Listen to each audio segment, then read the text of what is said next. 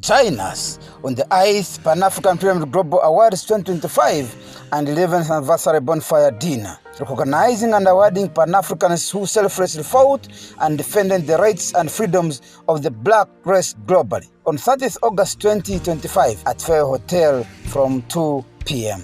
Dress code, strictly pub t-shirts or traditional stroke African wear. Theme, One Africa, One Passport. United States of Africa, USA. Book your dinner card now. Table for 8, 3 million. Platinum, 1 million. Gold, 500K. Silver, 400K. Bronze, 150K. Call 0757 342317 or 0782 342317 to book your dinner card online now. Umuntu ngumuntu ngabantu. I am because we are. Come, let's rekindle our roots. Africa, don't agonize, organize. Powered by Fairway Hotel, NBS TV, Afro Mobile, Lupa Radio Foundation, JJK, The Spy Uganda, Detective UG. There was a reported conflict, fierce fighting between Ugandan forces and South Sudanese forces over a boundary, over a line. a line put up by colonialists that you, South Sudan, you end there, you, Uganda, you end here. Now this border here, just like Migingo with Kenya and Uganda, this border has caused death. But millions of South Sudanese and Sudanese are in Uganda as refugees. You get it? The South Sudanese government right now, the people of South Sudan are able to have some level of little sleep and peace and movement because of the UPDF. This is factual. If UPDF was not in South Sudan, there wouldn't be South Sudan. This is factual. No. You are in Juba, securing their peace and stability. They are at the border, killing you. What type of human beings are we? I have lived very sadly as a refugee abroad. In the UK? Yes, and it was created by this very same NRA group, for the record. Why do you want to bring in that one now? No, because the fact, I need to give context. But number two, part of that, I saw how white Europeans, including today, Anglo-Saxon guys basically, global north, including the Americas, see the Africans as swamping them. To the extent that you go to Trump's America and you find Trump and a few of his narcissist, racist guys talk as if they own and control America, and they forget that in America they uprooted indigenous peoples there. Red Indians. And that very same America and other parts of global north, the Africans who were forced into those places as slaves. My comrade Ochieno. Yes, sir. Nice to meet you. And me too. Introduce us to the show. Since now you have taken over my job, I am listening. Let me even take my sip of coffee. Introduce the show, let's start. Good morning and welcome to this edition of Andrew Irumba Live. Presented by Andrew Atenyi Irumba. You had to add the Atenyi. Yes. Where did you get that one? You know, when you're talking Rwenzori and you go beyond Rwenzori and go to Fort Portal, that cool, fantastic place, there's no way in which you don't have Atenyi, Atuoki, Abuoli, you know. Amoti. Amoti is the king's pet name. Pet name? Yeah. Oh. Arali. Achali. And Amoti, fantastic professor, Kagenda. Patrick Kagenda. And of course then we had the other professors, but you guys, man, particularly when I was growing up. Professor Kasenine, there was Professor Gumai, you know him? Yes. Professor Gumai. He must be known. Yes. He's still alive. Yes. You are saying when you were growing up. This professor. The professor coming from Toro. Sharp. Kagenda. I repeat that. And then Kiki Mujaju. Hey. If you don't know Professor Kiki Mujaju, and if you missed him and you don't go through his literature classes, you haven't yet done. But I'm sure you guys will say Mamnadi. But no, fantastic guys from the mountains. But look, it's a pleasure to be here. Thank you, and, my elder. It's always a pleasure hosting you. Amen. Thank you very much. I remember the days of Dr. Shaka Sali. Yes. You remember those days? Shaka, may he rest in eternal peace. This is a fantastic Ugandan Pan-Africanist. Yeah. By the way, I want to convince my committee to start considering awarding Shaka Sali next year. Not this one now, we already late because the awards are on 30th August, this is August. But next year I will convince my team to profile him. He deserves an award. He deserves to be recognized. But go ahead. You don't need to convince them, you need to persuade them. I only need to notify them and inform them and show them the why importance. I'm calling it persuading is making the case, and making the case gives the much more critique than your own confined view to basically say, let me push. And so that is interesting. So Shaka and I were at one stage, can I repeat this? Yes, please. At one stage of the Ugandan alternative voices in the media in the diaspora. Shaka interviewed me a few times on his program VOA, and he was always terrifically delighted to have me from a London studio as we discussed African issues, and once in a while our Ugandan native issues. So yes, that's Shaka Sali. I'm lucky in many ways that come to think of it, while Shaka was hosting that program, I could do C-SPAN America, I could do VOA, I could do CNN, I could do BBC, I could World Service, BBC News, BBC Focus on Africa, which was then separate radio, and Network Africa, France 24. Yesterday, 2 days ago, somebody was nearly abusing me.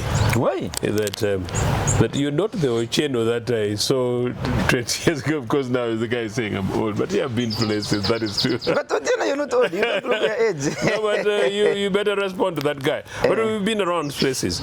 But when I look back to all those and I say, where is the fruit of these things? Is it in the Chiboko that you're holding? Pan-African Chiboko, how far has Africa moved? And that's why I'm giving you the context of this conversation. That we've been around these things for quite a bit of time. And so sometimes you say, am I wasting time? No. But Andrew, no, we haven't wasted time. You haven't. The Shakas have moved on. Here we are. You and I were discussing a young, fantastic lady as part of this program. We're emerging in terms of politics through politics. We hope they're able to come. Akelo, my young girl, Akelo. Yeah, move us beyond where we are. We nurture them and push them towards the forward. And if they are the ones who give the final goal that delivers this country and this continent, so be it. Let me tell you, my elder brother, why you're not wasting time. I was just showing you here, just an example, before we came on camera here, I was showing you how your viewership has gone high on my own channel, on our own channel. It never used to be like this. Now you're in 1,700, you're in 800. It never used to be like this when we started. Yes. So that has given you already, the graph is going high. Your shows. Number two, Shaka Sali. In my primary days, in the village of Obote, the ones you have just mentioned, our father loved VOA very much. At night, around 8 p.m. there, 8 or 9, he would put on VOA, Voice of America, with Shaka Sali, Straight Talk Africa. I started, you know, whenever you would put it, yes, some of my elder brothers, you know, used to go out. They loved the music. yeah. So Even me, I loved the music. so Mzee is wasting So the time. moment Mzee went into this VOA, BBC, and so on, some of us would simply move. But because it was always his time, that time, and there was only one radio station. Yeah, I mean, the radio at home. That's there right. was only one radio. yeah. So he had no choice anyway but to listen. So I started listening to Shaka, how he was hosting different people across the world. Yeah. And then I started imagining, today he's speaking from Nairobi. Tomorrow he's speaking from Addis Ababa. The other day he's speaking now from the studios in America. The other day he's speaking from the jungles of Congo. The other day he's speaking from Somalia. I realized he's a journalist. Oh, there's an opportunity to travel as a journalist. I can tell you that Shaka influenced my journalism. Way back when I was in primary, I started laughing how he was laughing with guests. Having a casual talk, but very serious talk.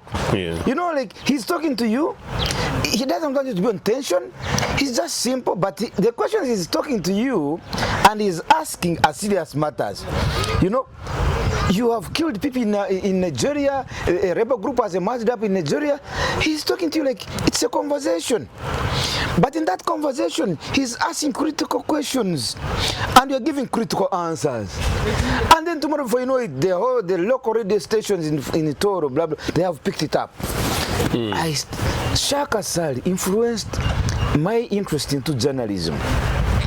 So, your question was, sometimes do you feel like you're wasting time? Not at all, my brother. Not at all, my brother. Is that you why? are doing something. Is that why? Let me tell you another thing. Okay, you come. Carry on. I will. No. Another thing. When I started Pan-Africanism under this Pan-African pyramid, the first meeting at Fairway, we were 9 people. 9, 1, 2, 3, 4, 9. The second one, they reduced to 5. Then you say, eh. The third one, I was almost alone, only with the 2 of my people. Now, instead of discussing a topic that I had prepared, we used that time to sit and have a meeting. And review. Yes. Yes. That's what I did. Instead of discussing the topic, we went into what can we do. These Africans don't want to know about themselves. They want to know about other people. So that's when somebody told me, you know, let's be honest, Mr. Rumba. I said, yes. Our young people, our youth, our Africans have been spoiled by freebies. He called it freebies. I said, elaborate, my brother. He said, have you realized that... This is Renzori coffee. Yes. First sip your coffee. I will wait for you. No, I'm just emphasizing. You've taken? Yeah, thank you. Allow me to sip one more. Allow me to sip one more time. Is that Lugazi tea?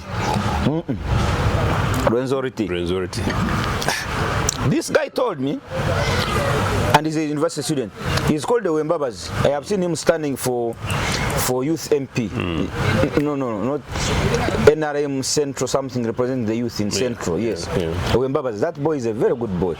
Among all the people who used to come, he's the only one who would take me aside and say, Andrew, I would like to contribute something. He's a student at Mackay University at that time. The boy, among all the boys, he would come and say, we have taken soda and water and so on. Instead of asking for airtime and others would ask for airtime and others would ask and transport. Others would ask. For him, he came to me and privately, not any other person seeing, would you like me to contribute something for this expense? Then he said, no, don't worry. I said, no, I have this one. You would put 5,000 or 10,000 in your pocket. I felt so touched. This is Wembabas, Geoffrey Wembabas. If he's watching, he will tell you. Well brought a boy. Very good boy. Today he's in the Ministry of ICT. That's good. He had to get a good job. I'm surprised he's not in UPC, but that's very good Ugandan.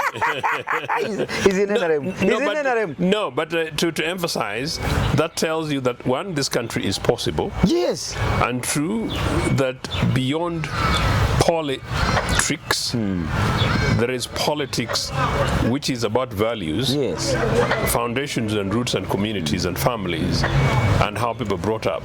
And like Nelson Mandela said that when we are born, we really don't know about colors, race, and things like that. We are just taught that, and in others we are taught to hate. Yeah. So we can be taught to love. So this country is possible. So let me tell you, my brother, let me finish my conversation. Now, this boy is the one who told me the truth. He said, Mr. Irumba, I understand what you're trying to build.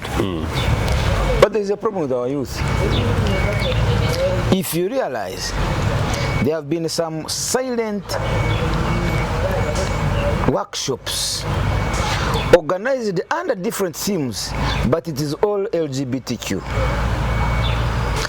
These people, they pay per head from institutions of learning. When you find them gathered at Fairway Hotel, youth, young people from different universities, from Makerere University, from Hotel Africana, from Serena, there is somebody paying. And they are paying per head. They call it transport fund and meals. That is lunch, breakfast and lunch. So you, Irumba, you're organizing your Pan-African debate at Fairway.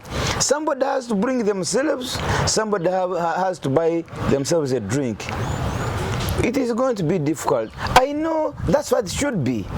But the times we're working in are different. If we called these people and told them that there is free something to eat, refund of transport, maybe some of them, even these LGBTQ communities, they even give allowance, seating allowance. So he said, how are you going to compete with this? We want to change these people, these youth from there to here, but how are we going to start the conversation?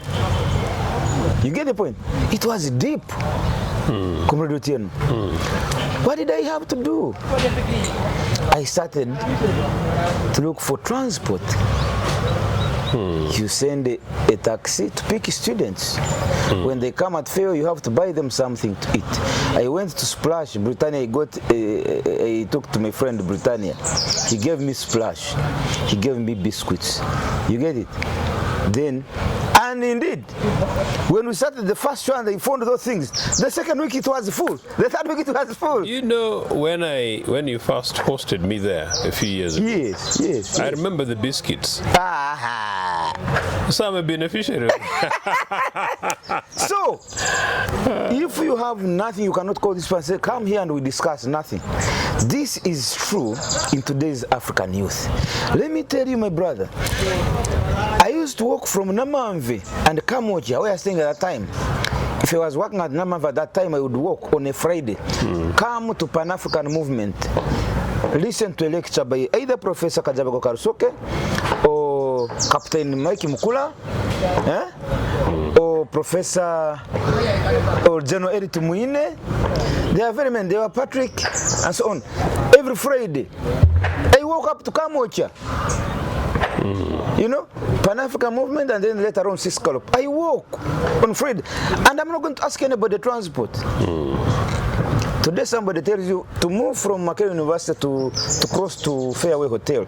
If you don't promise him transport refund and eats and food, he's not going to come. So it shows you how deeply we have gone further in destroying our own selves.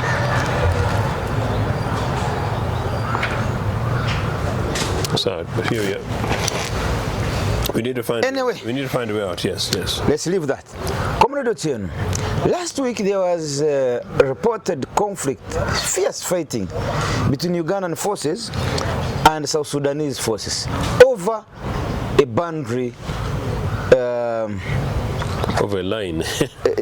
a line put up by colonialists that you, South Sudan, you end there, you, Uganda, you end here. Now this border here, just like Migingo with Kenya and Uganda, this border has caused death. But millions of South Sudanese and Sudanese are in Uganda as refugees. You get it? The South Sudanese government right now, the people of South Sudan are able to have some level of a little sleep and peace and movement because of the UPDF. This is factual. If UPDF was not in South Sudan, there wouldn't be South Sudan. This is factual. No. You are in Juba, securing their peace and stability. They are at the border, killing you. What type of human beings are we? South Sudanese are here. They're staying with us here. Last week somebody told me, Professor Alenyo George William, he told me, if trucks from Uganda carrying onions, tomatoes, cassava, matoke, rice, don't cross the border to Juba, those people will not have breakfast. They will not have supper. In other words, we are the ones feeding them. At the same time, they are waylaying your trucks, taking food for themselves, killing you, burning the trucks. Meanwhile, some of their brothers are here in our camps. We are looking after them. Ochieno.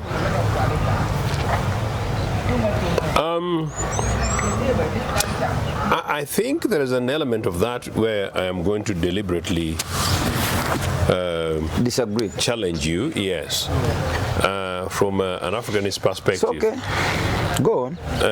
That we need to be a little bit careful when it comes to the question of refugees or people living in other countries. I have lived very sadly as a refugee abroad. In the UK? Yes, and it was created by this very same NRA group, for the record. Why do you want to bring in that one now? No, because it's the fact. I need to give context. But number two, part of that, I saw how white Europeans, including today, Anglo-Saxon guys basically, Global North, including the Americas, see the Africans as swamping them. To the extent that you go to Trump's America and you find Trump and a few of his narcissist, racist guys talk as if they own and control America, and they forget that in America they uprooted indigenous peoples there. Red Indians. And that very same America and other parts of Global North, the Africans who were forced into those places as slaves. And so these are generations of Africans who've not known anywhere else except those places as their only homes. And in fact, by force.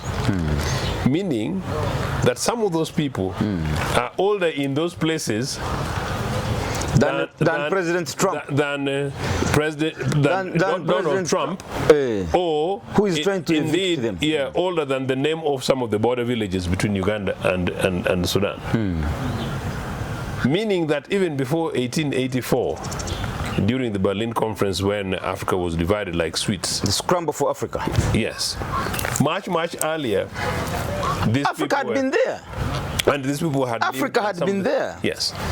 So unless sometimes we appreciate some of this context, on the one hand, about these borders, that they can be very artificial, but rather my one of contention is the idea that the Sudanese are here as refugees. It should not matter, meaning the two wrongs should not make a right.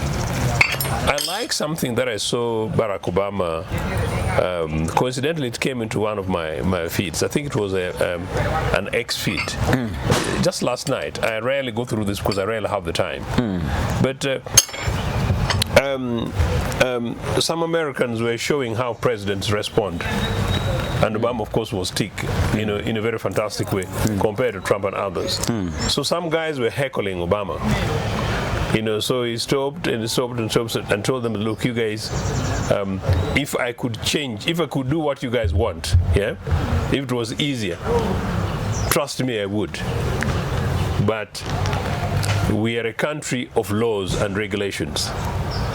And so what you need to do is to support me through the democratic process, because he has talked about in order to translate certain things as president, where there's a balance of power, there is Congress and there is Senate, you know.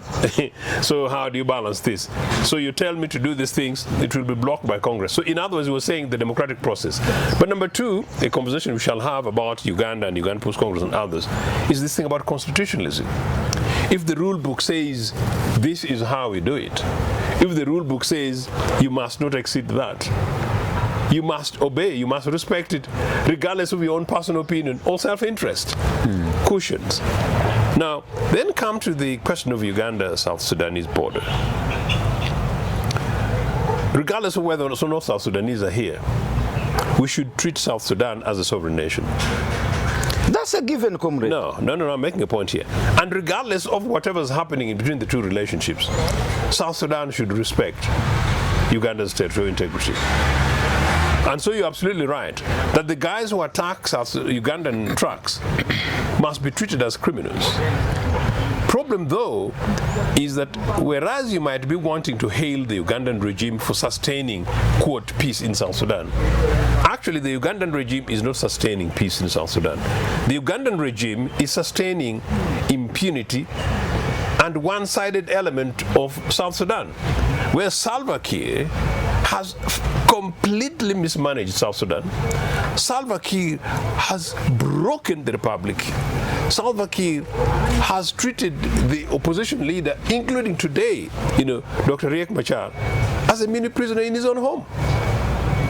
Now, Salva Kiir has gone on and has been accused, this is what I'm putting a legal disclaimer, to treat South Sudan almost as if it's a property predominantly by his family, predominantly by the Dinka. And that has raised huge amount of resentment. My brother, as a Pan-Africanist, I can tell you that I made a net contribution to the liberation struggles in Southern Africa. I'm talking as myself, not as my party or anything else. I did. As part of the campaigns, the early times when the Shakasalis were doing the rounds, some of us were hitting the streets, organizing rallies upon rallies in the streets of London. Thankfully, in those spaces, leaders see if there is a demonstration in Kampala and there is 500,000 people, what responsible governments do is that we've listened, not we're going to beat you up. So that happened, contributing to the liberation struggle in Southern Africa. Remember, I was in exile from November 1987. So really going towards the time of the critical collapse of apartheid, the coming out of Nelson Mandela's. One of the biggest rallies I have ever attended in the world was one of Mandela at 70. Organized in Hyde Park in London. Huge stuff. Winnie came via video and spoke to us, and we would go around. So it pushed apartheid. In a way, I'm also saying that when I look back and I see the xenophobia in South Africa against Africans, I can't understand it, but it's part of what we are saying. And I'm saying, that's why I say here we need to be careful. Now, when it comes to South Sudan, not only was the SPLM, this round of it in 1983, when they launched under UPC government, led by the Pan-Africanist Milton Obote's government. So we started as a country, not that Museveni wants to take credit sometimes, but you realize I'm not saying this not to make political capital, but to emphasize a point as a state, just like anti-apartheid movement, the later time when Idi Amin came and then the ANC guerrillas coming in the early 90s. I don't think it mattered whoever would be the leader of the Republic of Uganda. They would have said yes. So we supported the founding of the SPLM, and we supported them. Now, the latter part towards the 90s and early 2000s, you are discussing here how people talk about transport refund. Time came when SPLM would be having a meeting in London or Brussels, things like that, and different kind of leaders and activists want to participate. We helped, without detail. So we helped. Now, there's a friend of mine from SPLM who died. I normally refer to his name without any reservation. Yes, Denga Jack. Fantastic, handsome, tall, committed Pan-Africanists. Deng died, and I feel sad, just like I feel sad about John Garang. Deng told me again and again and again that Joseph, my brother, should South Sudan become independent, we are going to show Africa what it is to be independent. He would talk about their oil, he would talk about their land, he would talk about their other natural resources, he would talk about those of them who had now dedicated themselves and grown in exile and seen how systems work in Britain, America, Scandinavia, things like that. The African resources that they're would bring to the new nation state South Sudan, and how they would grow the economy. By the way, I genuinely bought it, and I was so optimistic. Somehow I was again lucky, privileged. I met Dr. John Garang in one of the events, I think it was his last, no, publicly in London. He gave a public lecture. This guy was deep about the Kushite stuff, the history of the African personality, break the Egyptian kind of, break the racism thing within the region kind of stuff, but still broadly Africa in diversity. So unfortunately John Garang dies, and with the death of John Garang, I think seemingly the idea of South Sudan dies, but most importantly, the idea of the African identity, because the Garang was apparently not necessarily mad about South Sudan, but he was genuinely content about a united Sudan in which there was living in freedom and diversity kind of stuff. But regardless, they got the South Sudanese stuff. What is the problem? South Sudan lost direction. South Sudan does not have clear leadership today. And part of this disease that kills Africa of identity, you know, of this refusal to accept systems and to live together side by side in political differences, that's part of the thing which is eating the place. So the place is a stateless state. But of course there is a psyche, and I don't want to go into that.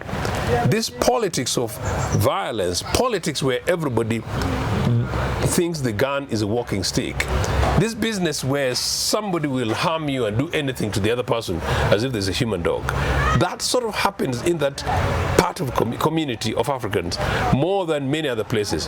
But in a way, I talk both as a refugee and a conflict scholar.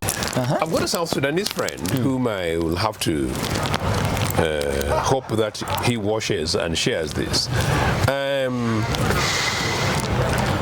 He's a renowned, retired, powerful engineer.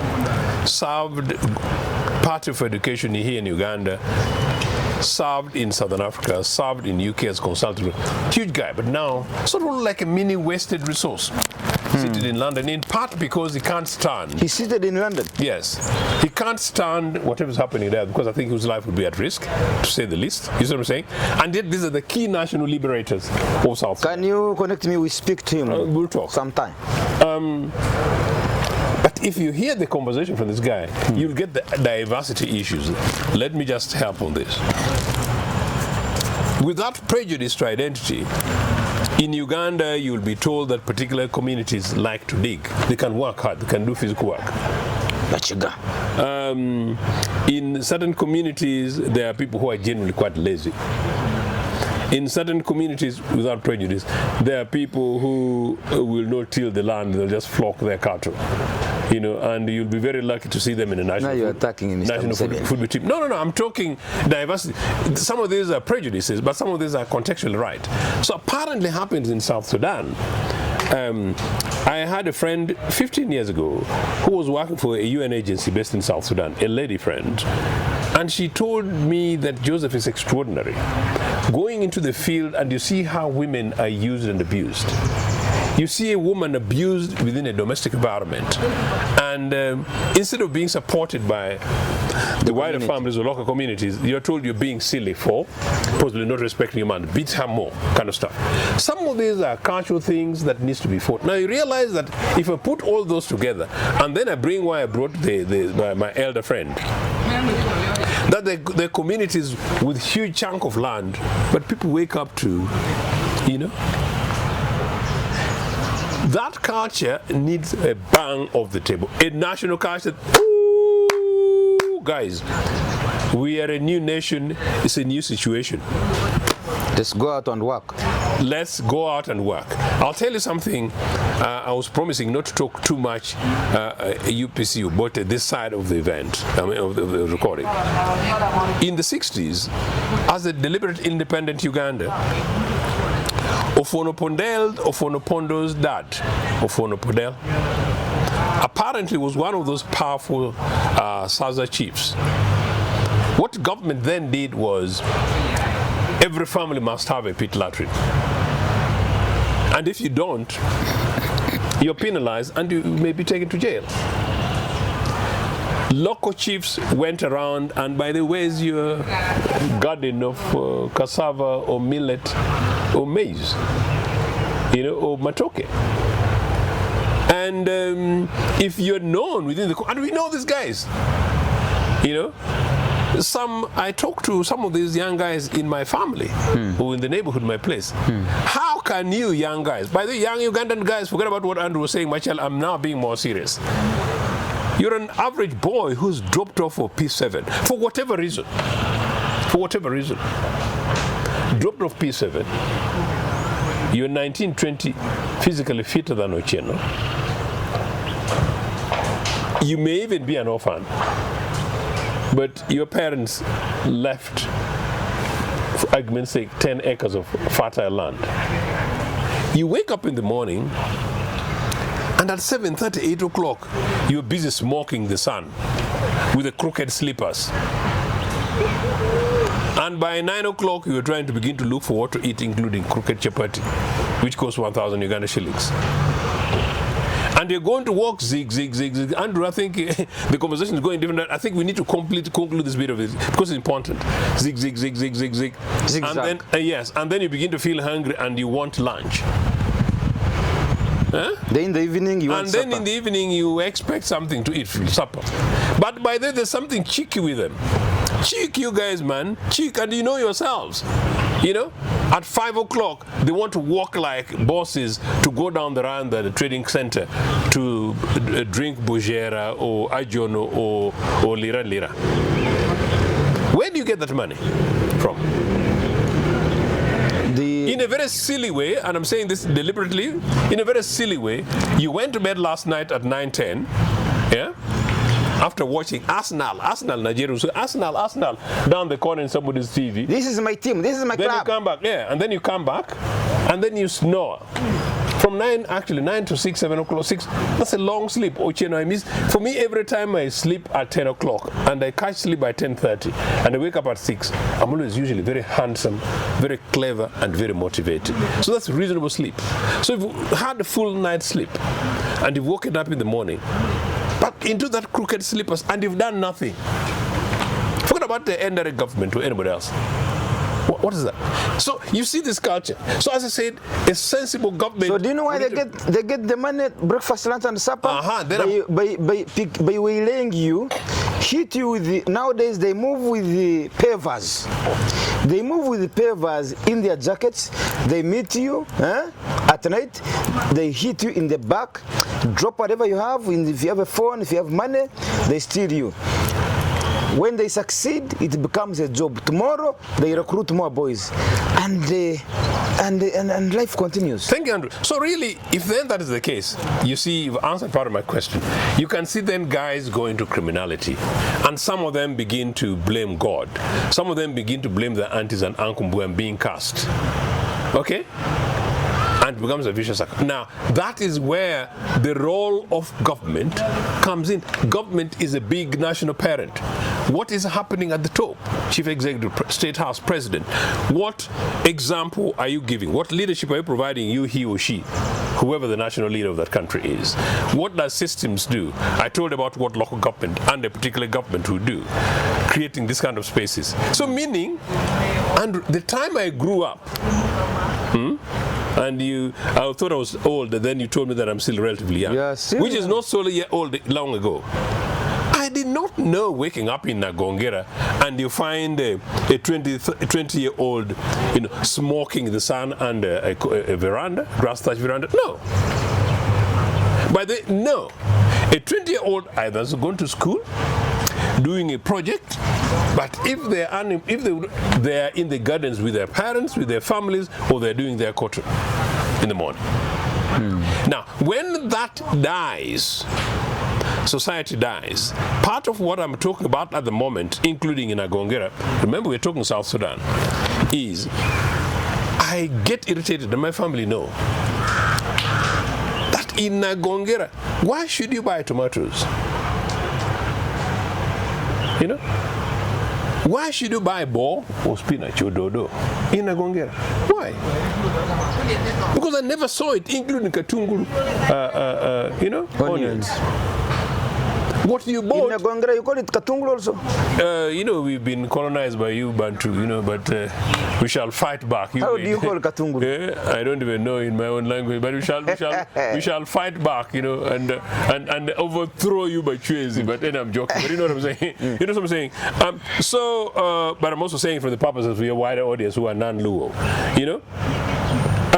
so we bought cooking oil occasionally. In any case, actually, most of these things, ideally you should cook without cooking oil, boil because it's healthier.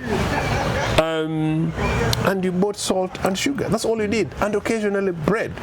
The rest of the things, you made them and grew them. So I want you to connect this conversation with what's happening between Uganda and South Sudan. I am bringing you, allow me just conclude this. Allow me run with it. So you take that from the Uganda then, and even bring it to the crooked Uganda now of today, albeit it's much more relatively stable than South Sudan. You see the psyche of the minds of the population. Take it to South Sudan, as I said, where then this part of land breaks away from mainstream Sudan with a leader that I thought was reasonably visionary in John Garang. And younger leaders like my late friend now, Denga Jack and others, and the Mzee who's now Westing. Then you see Salva Kiir. Yeah, you see Salva Kiir. By the way, I don't disregard him. Apparently, some people say that you have an opinion about Salva Kiir because it's Dinka. Me, I'm liberated from religion and tribes. And then Salva Kiir, number two, that because he's not sufficiently educated. No, we UPCs, we are Party Congress of the Peoples. It's not about that. But we must accept that if you're going to preside over a nation state, you must have the capacity to hold these things called and translating them to real issues. We can't pretend about it. So that. And then two, what example are you giving? Are you preparing your son or grandson, or in this case your son-in-law, to take over? Are you so intolerant that you can't allow the democratic process to take place? That's what has happened in South Sudan. So the country, unfortunately, is that. Now, for a population in South Sudan that had lived predominantly in war, you see even some of it creeping in northern Uganda. It's a stateless, lawlessness state where a few chunk of population have woken up, but they need leadership, direction, and support from a community development perspective. That is absent in South Sudan. Now, then come into the border thing. From the independence time when the borders were crossed, we have always, apparently Sudan, the then Sudan, which includes South Sudan, and currently, they've always had border disputes.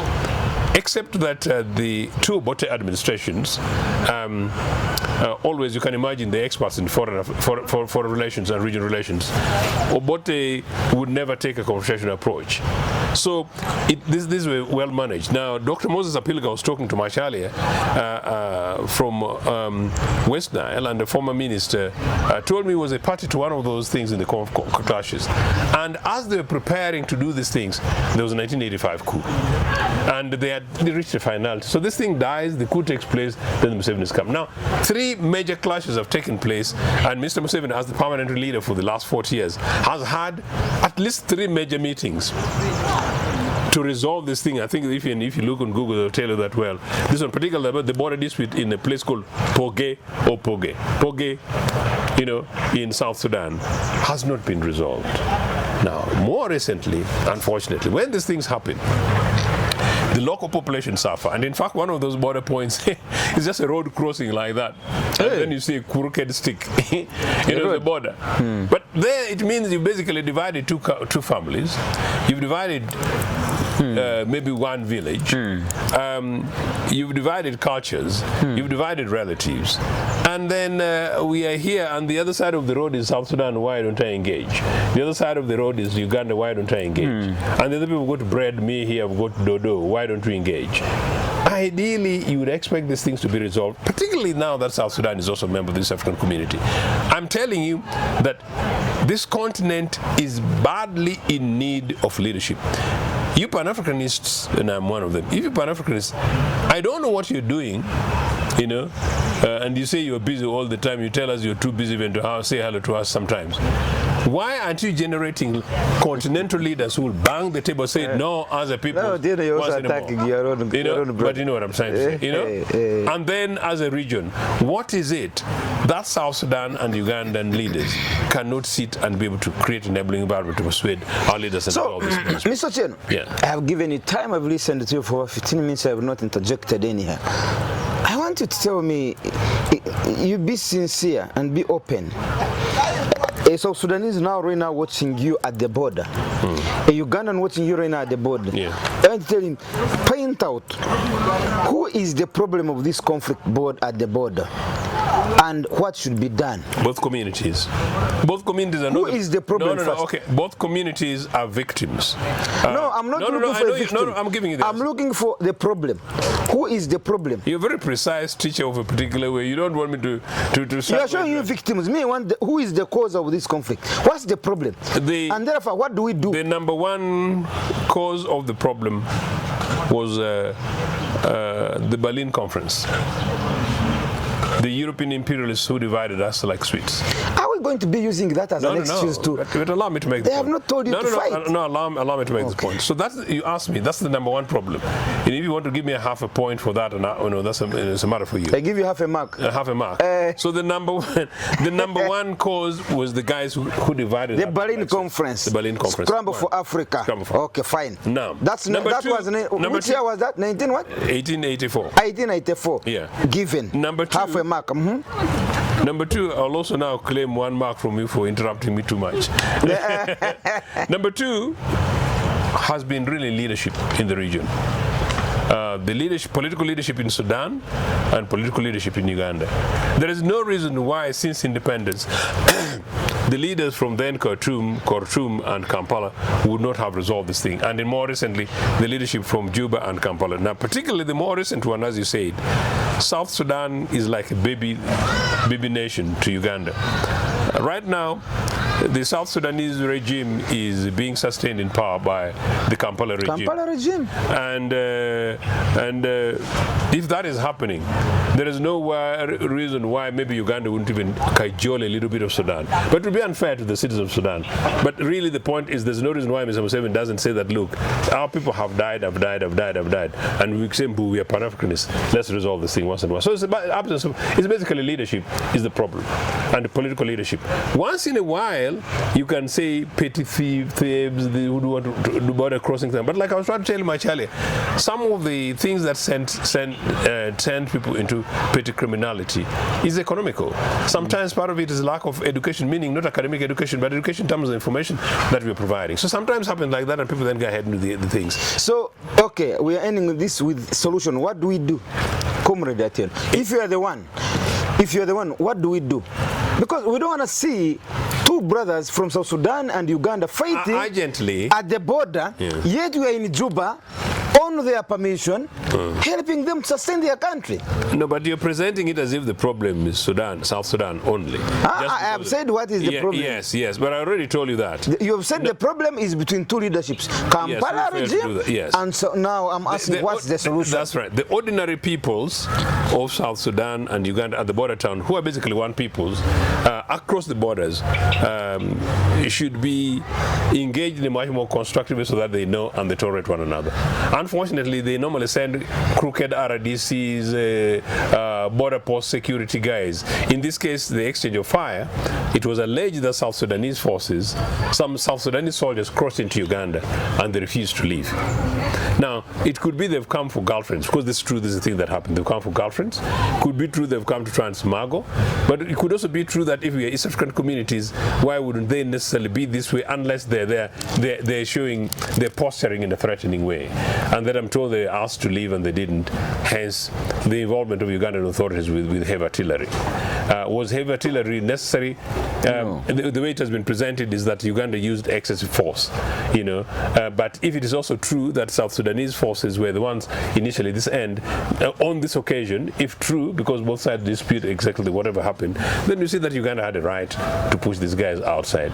But if you consider that Uganda controls South Sudan, and if you consider that Uganda is the big boy, is it the only way, by exchange of fire, even if it's a pistol, that you do not go to this guy and say, what are you doing here in uniform, things like that? So you can see guys who are used to fighting and brutalizing one another there to get their ways.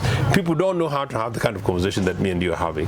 But finally, South Sudan joined the East African community against my own will as Ochieno. I don't believe South Sudan was ready for accession. The EAC? The EAC. You wanted to keep them away? No. My view has been, and I'm teaching these guys, my view is that when you talk about regional integration as communities, you start as the East African community, the regional threes, Uganda, Kenya, and Tanzania. Any nation state that was joining us, starting say with Rwanda, they would have to meet a certain criteria called convergence criteria. Is it about legislation, maybe things like term limits? Is it about the economic level in terms of not necessarily GDP, but possibly the level of the economic stability, their currencies, maybe their foreign policy, for example. If there's one of them is one that supports Zionist extremism in the Middle East, then you simply say that, well, we don't agree with your foreign policy, you need to things like that. So you balance. So by then you say Rwanda would have joined. By the time then say Burundi would have joined. But you accede in a particular way. By the time South Sudan and DR Congo and particularly Somalia join, you've converged, and in key sectors, in economics and others, including therefore this question of border thing. For example, at the moment, why would you necessarily still have to take a passport to Kenya? Why would you, and particularly in Tanzania, last year we went to Julius Nyere's home, and who told us to go with passports, and I think some people went with the IDs, but I think some of the experiences at the point of entry, although it was a private jet trip, it was almost like sort of them versus us. I don't think it was as harmonious as should be as a community. We should be walking in and out of South Sudan. That is what an integrated, for example, Europe would be, part of the European community.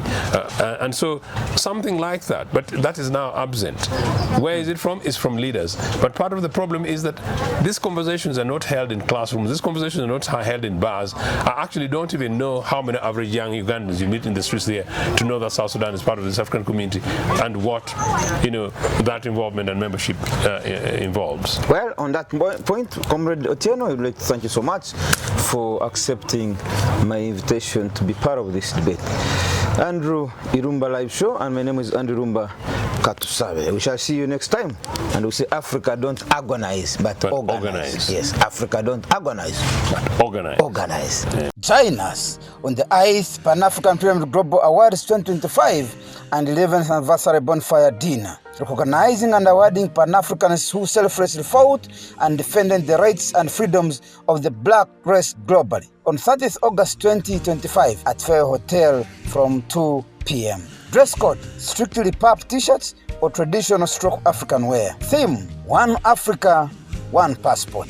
United States of Africa, USA. Book your dinner card now. Table for 8, 3 million. Platinum, 1 million. Gold, 500K. Silver, 400K. Bronze, 150K. Call 0757 342317 or 0782 342317 to book your dinner card online now. Umuntu ngumuntu ngabantu. I am because we are. Come, let's rekindle our roots. Africa, don't agonize, organize. Powered by Fairway Hotel, NBS TV, Afro Mobile, Lupa Radio Foundation, JJK, the spy Uganda detective UG.